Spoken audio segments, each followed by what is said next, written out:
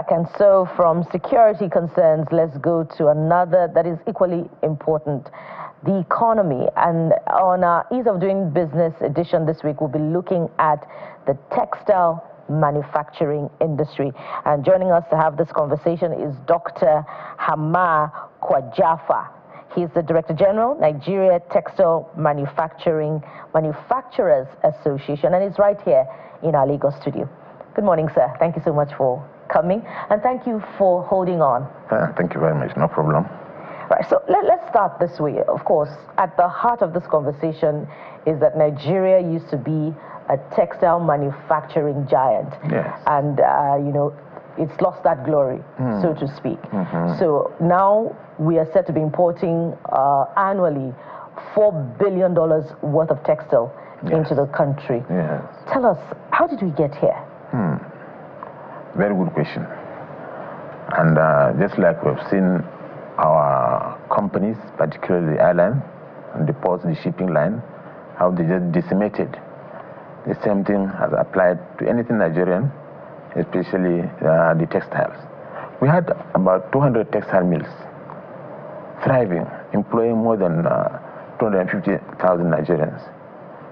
And from nowhere, gradually they decimated and gradually closing one by one, up to the point that now we only have 20 textiles out of the 200. What happened was that there's a lot of counterfeiting of our products. They take our designs, go to China, and get polyester raw material, not cotton. So it's a cheaper product. And they flood our markets with that kind of product. And the consumer wouldn't know, and the customer wouldn't know the difference in the market when they flood our markets.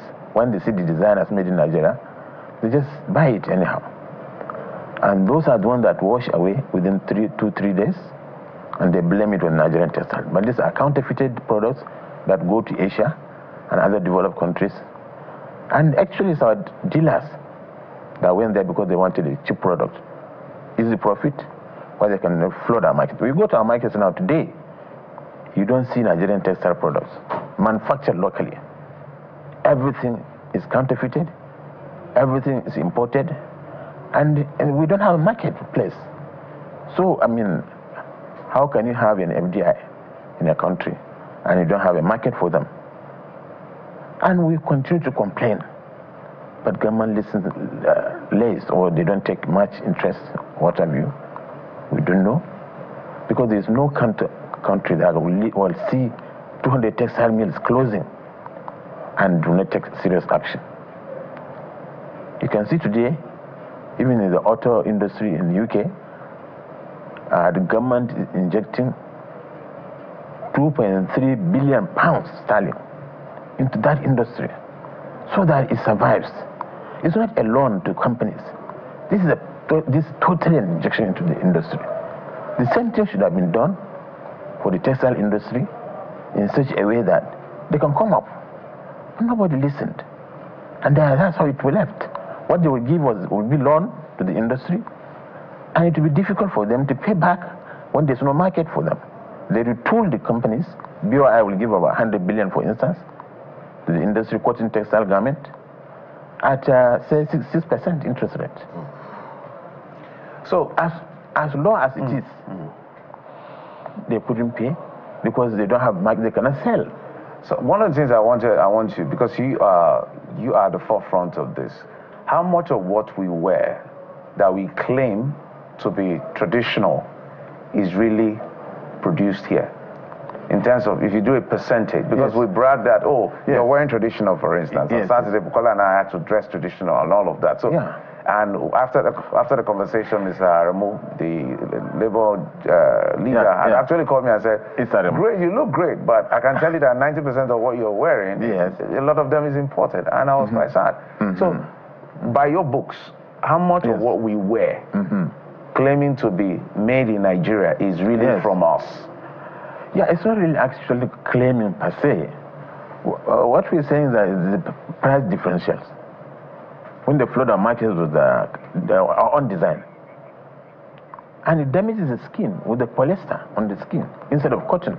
We have abundant cotton, but because of the cost involved in manufacturing cotton and producing it to dress, the total cost coming out, the price will be higher than the one they will flood in our markets with counterfeited ones from China, for instance. Because see, the problem is issue of infrastructure and competitiveness. Poor infrastructure, okay, and then these countries are nuclear countries. If there's anything they want to do with power, they can do it. Nigeria is having about less than 4,000 megawatts of electricity with 200 million people. While South Africa, that has 60 million people, has about 50,000 megawatts of electricity. And this is a country that we have to get independence. Yet they are above us every time. I don't know what happened in this country that we slack down everything, we relax, and just looking at maybe politics or power and what have you. We have seen how presidents live in Rwanda, all over, but look at Burkina Faso. You don't need to have bumper jets up and down or build houses that are above the minimum wage of people. I mean, why must you have billions of naira jets when the Rwandan will carry briefcase and stay in business class on any plane and they go there? And we don't want to sacrifice. Right. I want us to talk about how to now begin to take action. Yes, because we've talked about this a lot, and you've given us the statistics that from 200, the manufacturers dropped to 20. Yeah. And I imagine the 20 are struggling. Precisely, they're seriously struggling. There you go. So who knows how long they would last for. So let's wind down on this. It is no news that we've lost market to China. Yes. Is it too late in the day to start, in quotes, trying to gain the market? And if we must, if there's one thing that the government has to do, what should that thing be if we must gain our ground back? Thank you very much. Very good question. And particularly you can see the tariff war between US and China, for instance. Why do you think they will dump all their clothes? When they cannot take it to US market now, they will now come back to our market, and we have to really brace up.